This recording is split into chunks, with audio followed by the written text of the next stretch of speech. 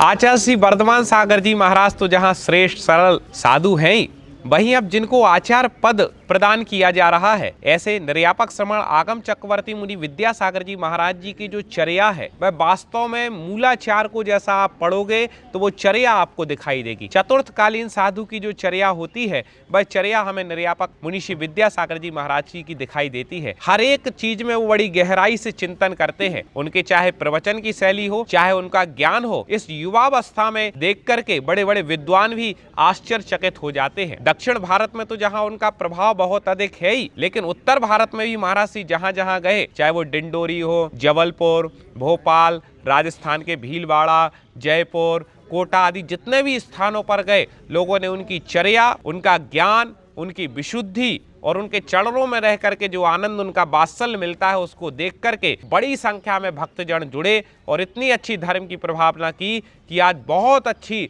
संख्या में भक्तगण उनका अनुसरण करते हैं। और 20 तारीख के आचार्य पदारोहण प्रतिष्ठा महामहोत्सव में भी यहाँ पर पधार रहे हैं। मुनि विद्यासागर जी महाराज जी जब आचार्य विद्यासागर जी महाराज जी से कि आप दर्शन करने गए तो आचार्य जी ने खूब आशीर्वाद उनको प्रदान किया था। पूरे संघ ने बड़े भव्यता के साथ उनकी आगवानी की और ऐसा वात्सल्य वहाँ पर हम सबको देखने को मिला था। जो डिंडोरी में पंच कल्याणक हुआ वो भी आचार्य विद्यासागर जी महाराज जी के सानिध्य में हुआ और आचार्य श्री ने आशीर्वाद दे के, आज्ञा दे के मुनि विद्यासागर जी महाराज जी को वहाँ पर बुलवाया और उनका भी सानिध्य उस पंच कल्याणक में मिला था। सागर में भी संत श्रोमणी आचार्य गुरु विद्यासागर जी महाराज के दर्शन करने मुनि विद्यासागर जी पधारे थे और वो दृश्य भी हम सब ने देखा था। तो एक ऐसा संघ जहाँ पे चर्या, आचरण और जहाँ आचार्य गुरु विद्यासागर जी महाराज जी को श्रेष्ठता प्रदान की जाती है, ऐसा संघ यहाँ पर आचार्य पदारोहण प्रतिष्ठा महामहोत्सव होने जा रहा है। एक बात मैं आपको बताऊं कि आचार्य श्री